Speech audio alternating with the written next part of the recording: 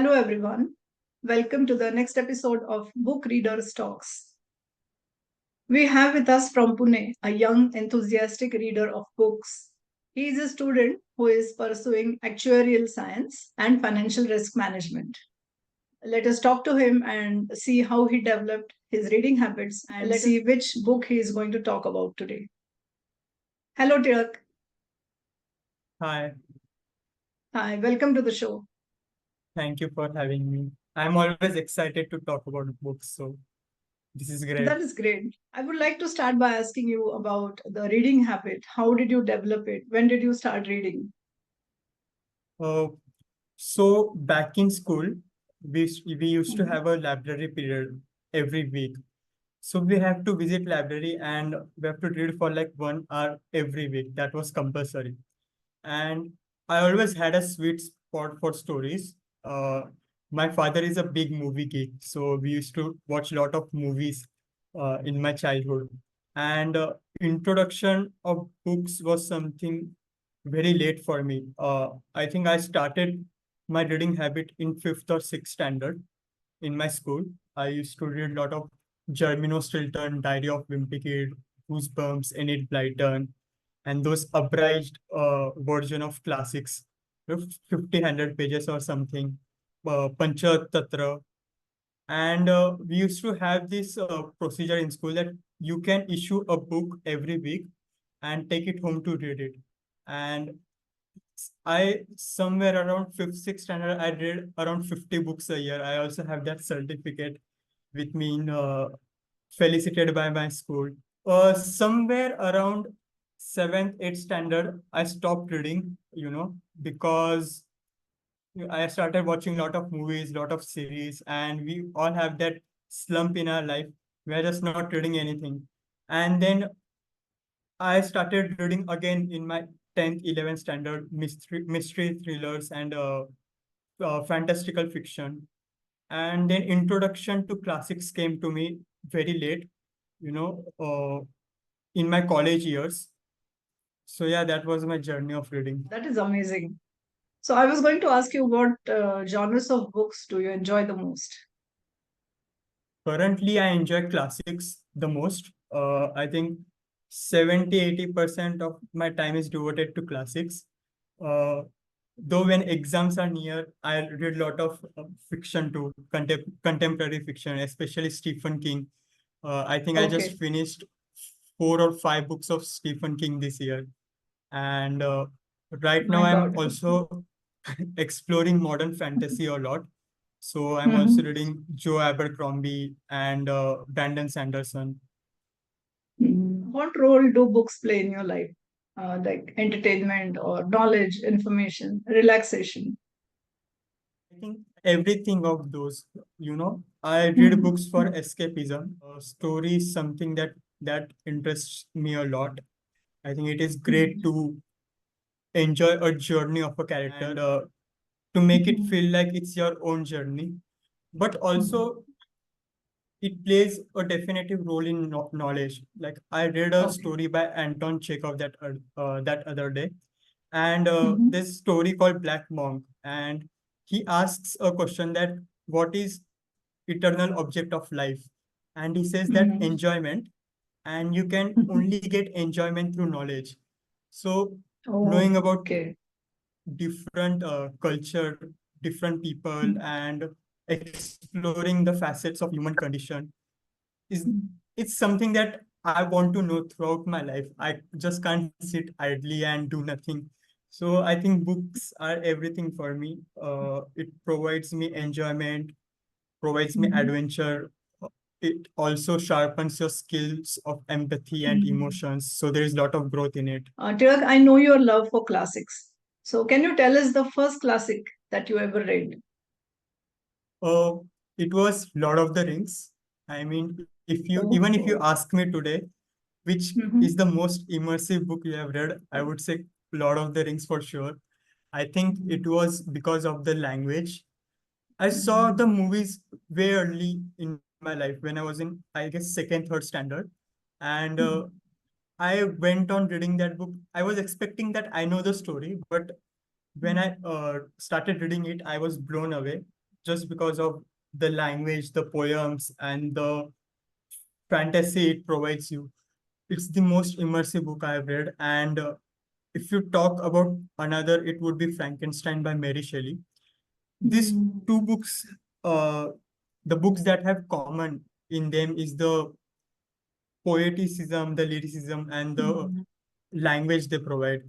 The reason Mm. I read a lot of classics and not contemporary just because the way they write and Mm. the way they provide the exploration on humanity. So Frankenstein was a book when I read, I don't know which side of morality is being explained here. I went with expectation to read a chill gothic novel, but I was just shocked and I couldn't read anything for 2 weeks. Was the Oh, that was monster the impact. actually, yeah, that was the impact. Was the Mm. monster actually right or wrong, or what is the morality, what is wrong, what is right? And it's just great that how you have low expectations from a book and what impact does it leave on you afterwards. My God, yes, right. Why do you think these themes are still resonating with us? I think it goes way back, like from Homer, Aristotle. I mean, it's the exploration of universal theme, power, Mm. authority, love, and all of those emotions. I mean, culture and people do not change, even though Mm. ages changes, and the effect they have, a meditative prose. So Right. I think the impact of classic literature is just bigger on grander scale. The characters they Mhm. create and the emotions they have, the liveliness these people feel Mm. like they are your own friends, and the Mm. exploration of human condition in that is just universal and never ending. So it is resonating right now, and it will be resonating, I think, after 500 years. Absolutely. Totally agree with you. If you could meet any character from a classic that you have read, which one would that be? I think it would be Ivan from the Brothers Karamazov, because Okay. I think the intellectual conversation I'll Mm. have, I think the more experience I gain in my life, the more question Mm. I pose, I'll go to Ivan to give me explanation for that. I think the Yes. intellectual embodiment of Dostoevsky, Mm. you can see all over through Ivan's character. Which book are you going to talk about today? Uh, it's The Brothers Karamazov by Fyodor Dostoevsky, actually. So, did you read this book in Russian or in English? I mean, do you know Russian by I chance? don't. I Mm. unfortunately not. I mean, I hope I did, but I Mhm. went on picking up an English translation by Richard Pivier and Larissa Volokonsky. Yes, okay. So, can you tell us more about the translators? Okay, so picking non-English literature is very important because Mhm. though you're reading the author, you're also reading the translator. I mean, they are Mhm. the author in their own right. I went on Reddit to find out different translator, and I went on Amazon to see which translators are there. And in Mhm. Reddit, there are certain posts that they provide with what is the ideology of the translator? Like, are they Mhm. Puritans? Are they true to the original Russian text? Are they Mhm. not Puritans? They have translated in that language, which seems to provide the message in more meaningful and more trustworthy Mhm. way.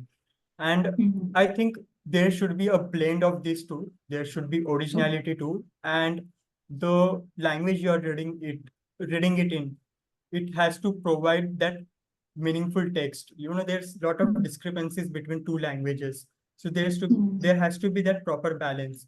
And the specific translator, Richard Pivier and Larissa Volokonsky, they are the Mhm. American Russian duo. So they stayed true to Dostoevsky's original writing style. I mean, Mhm. if you read that translator, you'll see that the sentence structure is very different from other Mhm. translator. They have this Mhm. simple English plain structure and simple language, but Mhm. this translator is a little difficult to read.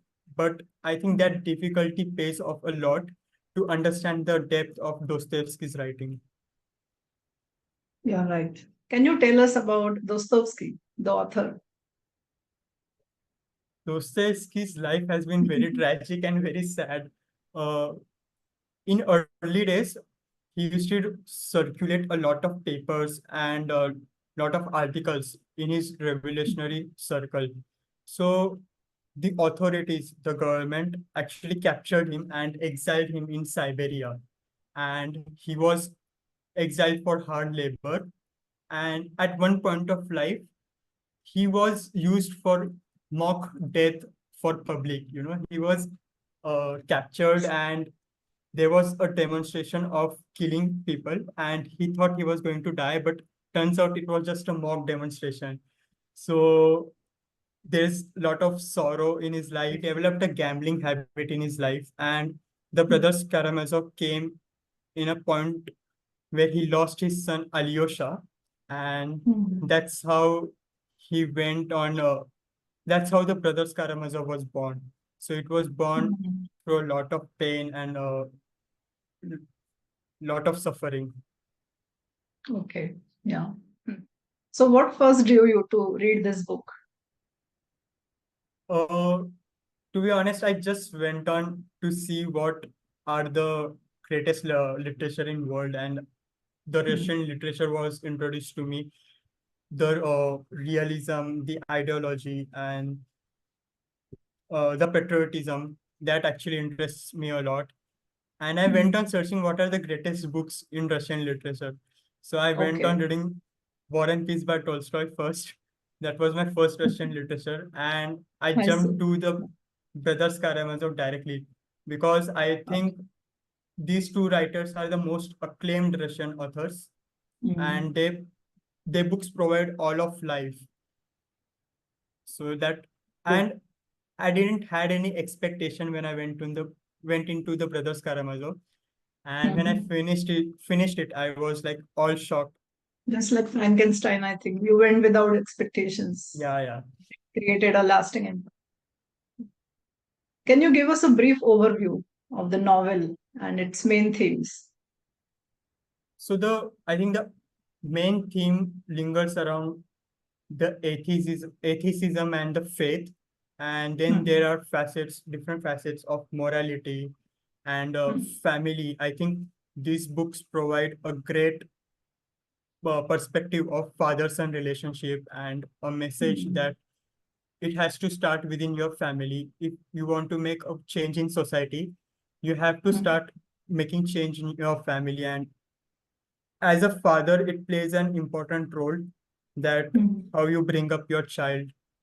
It also it also gives you a lot of hope. If you ask me, give me the saddest book you have read, I'll Hmm. give you The Brothers Karamazov, and give me the most Oh. hopeful book, I'll also Hmm. give The Brothers Karamazov, because I think it Okay. is a whole process. There's a lot of Hmm.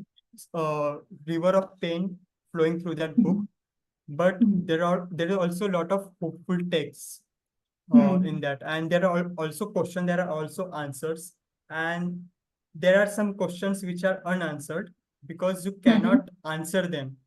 You have to think, Hmm. you have to experience certain things, and this book will definitely provide a lot of hopefulness and motivation in different parts of Hmm. your life. The book is full of quotes and fables. So, can you quote a Yeah, few from them? this actually one from the Father Zosima scriptures right after the Grand Inquisitor that I have memorized. There's this Hmm. part on love and faith, and there's this quote: "Brothers, have no fear in men's sin. Love a man even in his sin, for that is the semblance of divine love and is the highest love on the earth. Love every ray of God's light. Love everything. Love plants. Love animals. Because if you love everything, you will perceive divine mystery in things. And once you perceive it, you will able to comprehend all the love, all the world in everlasting Hmm. love.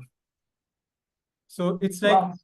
Okay. the most hopeful text I've come across. Awesome. There's also one by Dimitri that Mhm. the gods and devils are fighting, and the battlefield is human heart. Oh, The novel explores deep philosophical questions about faith, doubt, and morality also. So, which theme do you think is most central to the story? I think the theme of faith and the question of if there is a God, why do Hmm. people suffer? Like, if God has created Hmm. this universe and He has Hmm. created everything, every part of nature, every emotion of human, every cell of it, Hmm. then why is He making everyone suffer? And uh, I didn't face this question until I read this book. But Hmm. I think everyone asks this question if they come across, a problem in their life. They ask Hmm. that why God does this, and to Hmm. have an answer of that, to go through that process is very important. And I think the brothers Karamazov do provide it. Okay. The Karamazov brothers each represent different aspects of human nature. So, which brother's journey resonated with you most? I would say every brother, a little part of them, because Hmm. Alyosha is embodiment of spirit and emotion. Hmm. Hmm. Ivan is embodiment of intellect, and Dimitri is of flesh and body. I couldn't say I'm as spiritual as Alyosha, I'm as intellect as Ivan. Hmm. But the journey, if you talk about specifically, I found Dimitri's journey very interesting. It is very earthly, and I can see people suffer from the same journey. Hmm. So Dimitri would be the answer.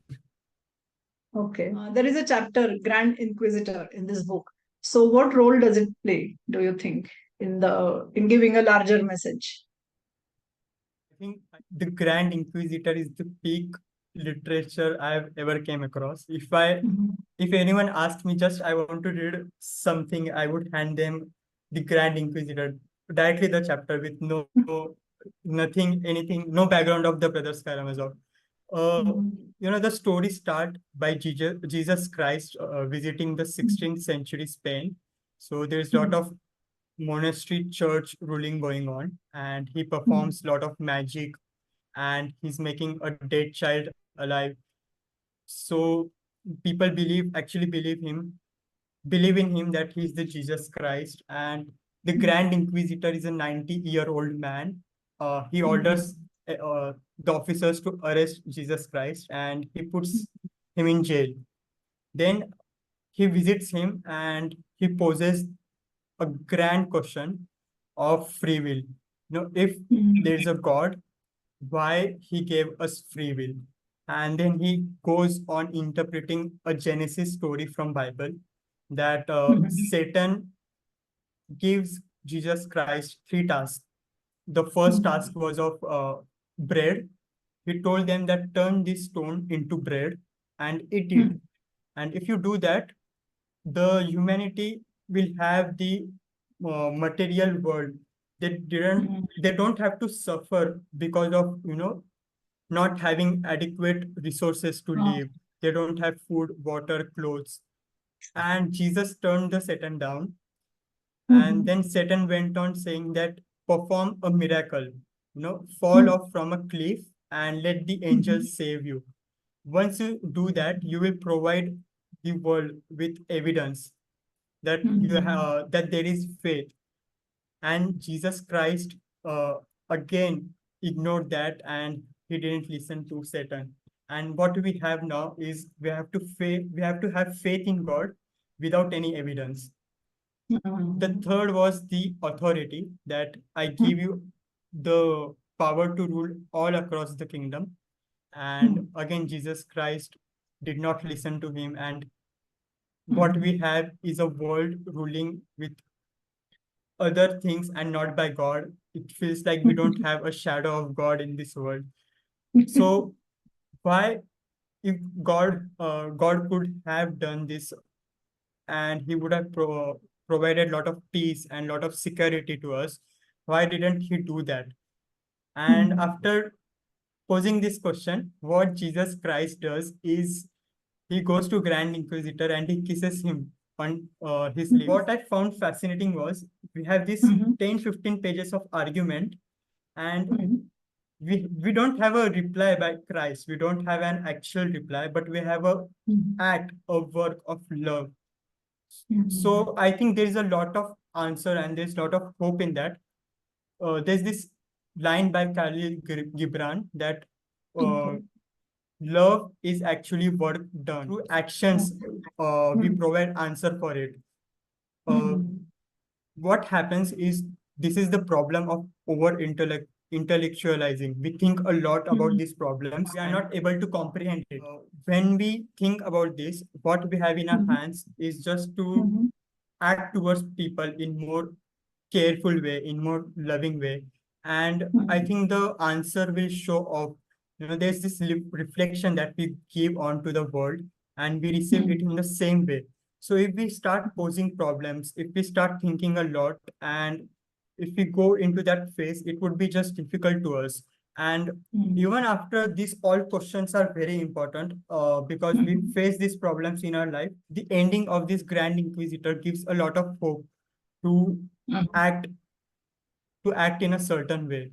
So even when Mhm. after hearing this story, Alyosha goes on and he kisses his brother Ivan, and Mhm. Ivan goes on accusing that he's a literary theft. But even Mhm. after thinking that Ivan poses this question, that he's of that level on intellect. He knows the answer Mhm. himself because he himself have drawn that Correct. Jesus Christ and Grand Inquisitor. So Mhm. I found that very interesting that even if you have this lot of lot of questions in your life, Mhm. but this Mhm. you have the underlying answer to you. Right. Yes. Nice. Thank you. Very well explained. Tilak, would you like to speak about how Dostoevsky presents multiple perspectives of human suffering? Uh, I think there are a lot of characters and lot Mhm. their own journeys. Mhm. Alyosha is having suffering. He is going on exploration of what is love, and he's having a spiritual crisis. Dimitri is having uh, the exploration on love and what is God and what is faith and morality. Mhm. Children are having their own suffering, and there are questions posed that it's okay to suffer, to let adults Mhm. suffer because they have done wrong somewhere in their life, even if Mhm. it's as small as killing an ant. But why Mhm. do small children suffer and why do they have to die? And then Mhm.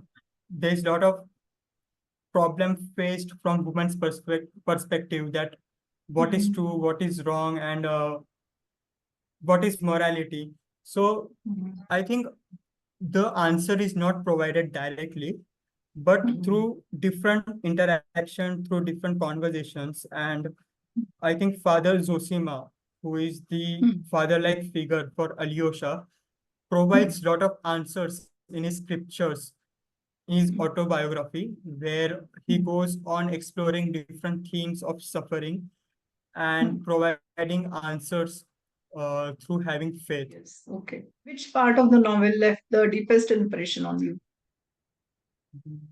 I think it would be the Grand Inquisitor and Mhm. the Devil's and Ivan's conversation. So Ah. after the death of his father, Ivan Mhm. is having a mental breakdown and Mhm. he is visited by Devil.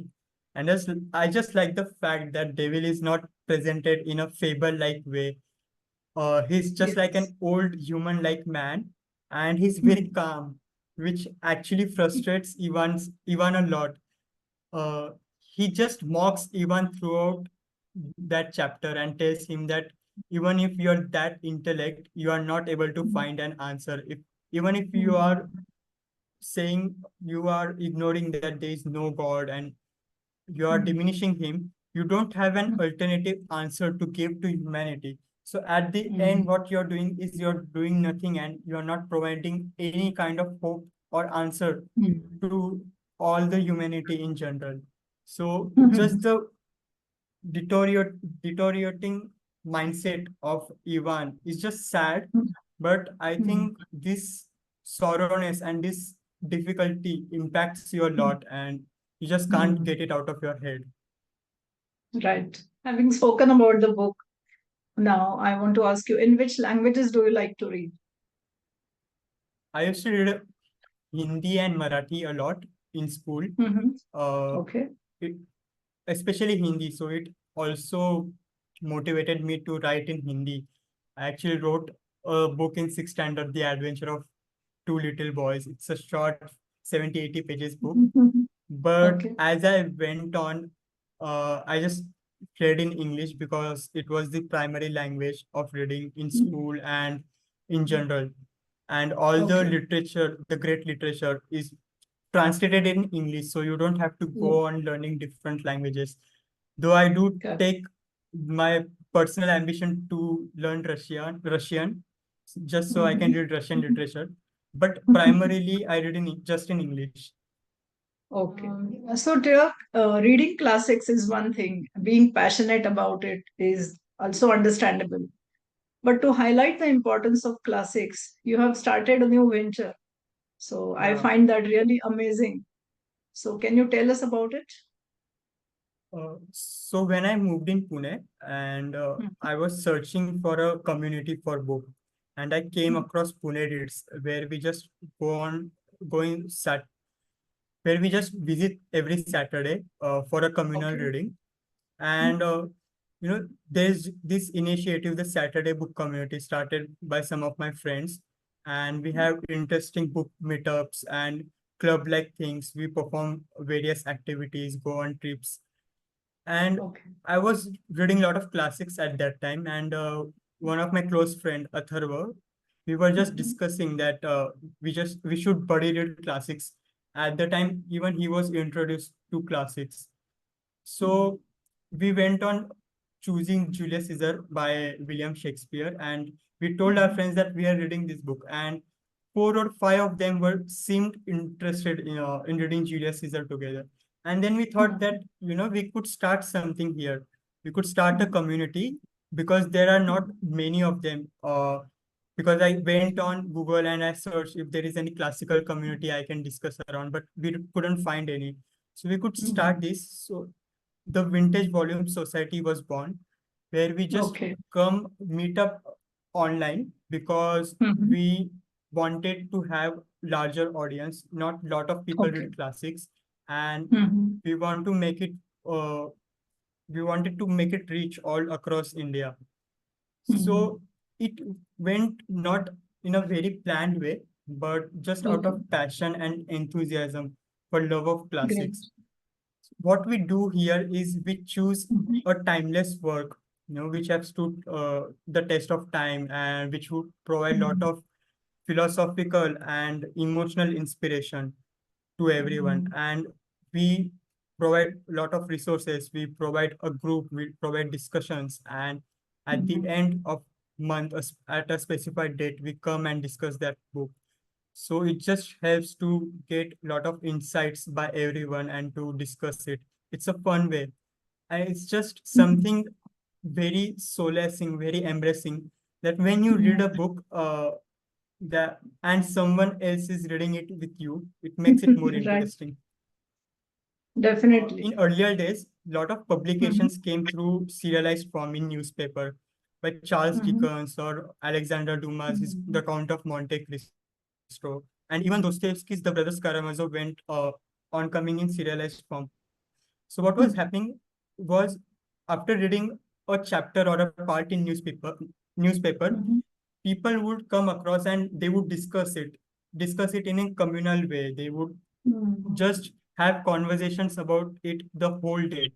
And Yes. at this age, in due to these mobile phones and screen, we have lost our touch with just discussing the book. To discuss book in general, but to Mhm. discuss a specific book and deep dive into that and to have meaningful conversation and insightful Mhm.